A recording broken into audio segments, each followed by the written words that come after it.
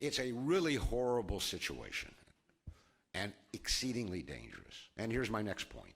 This new Cold War has all the potential to be even more dangerous than the preceding 40-year Cold War for several reasons. First of all, think about it. Those of us in this room of that generation, and we seem to be in the majority, know that the epicenter of that Cold War was in Berlin, not close to Russia. And there was an enormous buffer zone between Russia and the West in these satellite or bloc countries in Eastern Europe. Today, the epicenter is literally on Russia's borders in Ukraine. It's Ukraine that set this off. And Ukraine remains the ticking time bomb politically. And this is not only on Russia's borders, this is through the heart of Russia's and Ukrainians' Slavic civilization. This is a civil war even more profound in its ethos than was the American Civil War. These are people who were raised in the same faith, speak the same language, are intermarried. Any of you know how many intermarried Russian and Ukrainians there are today? But this is profound division.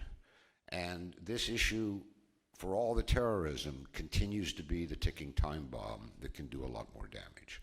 So but the fact that it's right on Russia's border makes it even more dangerous.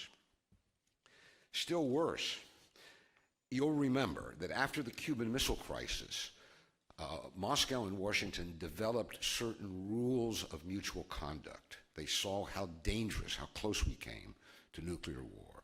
So no-nos, whether they were encoded in treaties or unofficial understandings between Soviet and American leaders, you don't do this. Each side knew where the red line was. Now, we tripped over it occasionally, but we immediately pulled back because there was a mutual understanding that there are red lines. There are no red lines today.